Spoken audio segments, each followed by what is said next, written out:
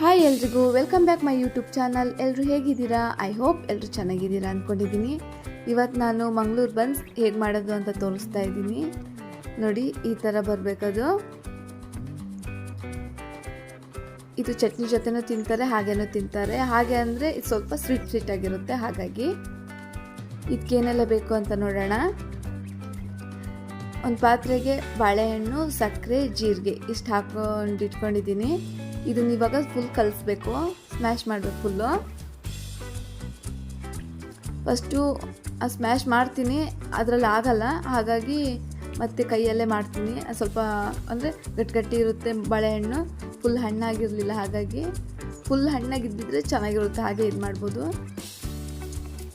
ಇವಾಗ ಹೀಗೆ ಕಲಸಿ ಸಕ್ಕರೆ ಎಲ್ಲ ಕರಗಬೇಕು ಅದರಲ್ಲೇ. ನೋಡಿ, ಅದು ಗಟ್ಟಿ ಇತ್ತಲ್ಲ ಅದು. ಇವಾಗ ಮೊಸರು ಹಾಕೊಂಡಿದ್ದೀನಿ. ಈಗ ಓಂಕಾಳು ತುಂಬ ಒಳ್ಳೆಯದು, ಗ್ಯಾಸ್ಟ್ರಿಕ್ ಎಲ್ಲ ಆಗಲ್ಲ. ಹಾಗಾಗಿ ಇವಾಗ ಸ್ವಲ್ಪ ಸೋಡಾ ಪುಡಿ, ಸ್ವಲ್ಪ ಉಪ್ಪು,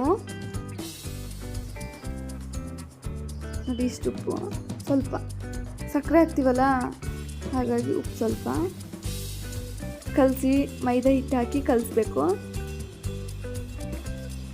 ಈಗ ನೀರೇನು ಯೂಸ್ ಮಾಡಬಾರ್ದು.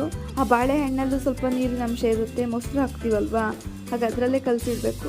ಕಲಸಾದ್ಮೇಲೆ 8 ಗಂಟೆ ಇದನ್ನು ಹೊರಗಡೆ ಇಡಬೇಕು, ಎತ್ತಿಡಬೇಕು. 8 ಗಂಟೆ ಆದಮೇಲೆ ಮತ್ತೆ ಸ್ವಲ್ಪ ಹೀಗೆ ಕಲಸಿಬಿಟ್ಟು ಇದನ್ನು ಪೂರಿ ಥರ ಅರಿಬೇಕು. ಸ್ವಲ್ಪ ಜಾಸ್ತಿ ತೆಳುನೂ ಅರಿಬಾರ್ದು, ಜಾಸ್ತಿ ದಪ್ಪನೂ ಅರಿಬಾರ್ದು. ತೆಳು ಅರಿದ್ರೆ ಉಬ್ಬಿ ಬರಲ್ಲ, ದಪ್ಪ ಅರಿದ್ರೆ ಒಳಗಡೆ ದಪ್ಪಕ್ಕಿರುತ್ತೆ. ಹಾಗಾಗಿ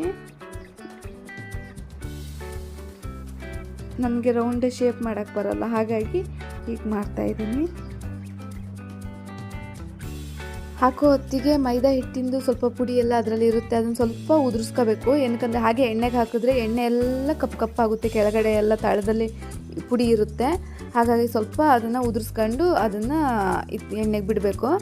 ಹೀಗೆ ಮಾಡ್ತಾ ಇರಬೇಕು, ಉಬ್ಬಿ ಬರುತ್ತೆ. ಇಲ್ಲ ಅಂದರೆ ಉಬ್ಬಲ್ಲ, ಹಾಗೆ ಇರುತ್ತೆ. ಹೀಗೆ ಮಾಡ್ತಾ ಇರಬೇಕು. ಇದು ನಮ್ಮ ಅತ್ತೆಗೆ ಇಷ್ಟ, ನಮ್ಮ ಅಮ್ಮಂಗೆ ಇಷ್ಟ, ನನ್ನ ಮಗಳಿಗೆ ಇಷ್ಟ. ನಮ್ಮ ಅತ್ತೆ ತುಂಬ ಇಷ್ಟಪಡ್ತಾರೆ, ಅವ್ರ ಕಡೆ ಎಲ್ಲ ಜಾಸ್ತಿ ಈ ಥರ ಮಾಡಲ್ಲ. ಹಾಗಾಗಿ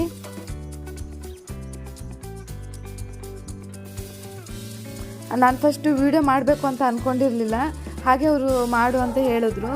ಹಾಗಾಗಿ ಮಾಡ್ತಾ ಇದ್ನ ಎಲ್ಲ ಐಟಮ್, ಒಂದು 3 ಐಟಮ್ ಹಾಕಿದ್ಮೇಲೆ ಇದು ವೀಡಿಯೋ ಮಾಡಿರಲಿಲ್ಲ ಅಂಥೇಳಿ ಮತ್ತೆ ವೀಡಿಯೋ ಮಾಡಿದ್ದು. ಹಾಗಾಗಿ ನಾನು ಒಂದೊಂದೇ ಹಾಕಿ ತೋರ್ಸೋಕ್ಕಾಗಲಿಲ್ಲ.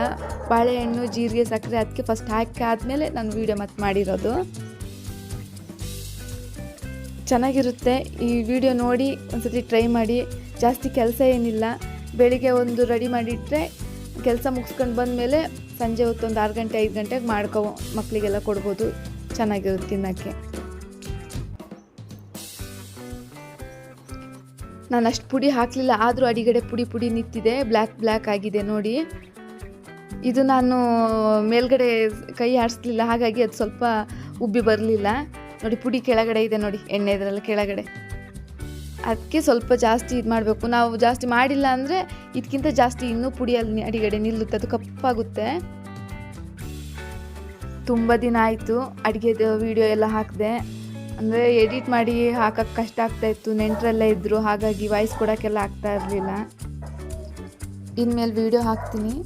ಈ ವಿಡಿಯೋ ಇಷ್ಟ ಆದರೆ ಲೈಕ್ ಮಾಡಿ, ಶೇರ್ ಮಾಡಿ, ಸಬ್ಸ್ಕ್ರೈಬ್ ಮಾಡಿ. ಒಂದು ಸತಿ ಮನೇಲಿ ಟ್ರೈ ಮಾಡಿ. Thank you.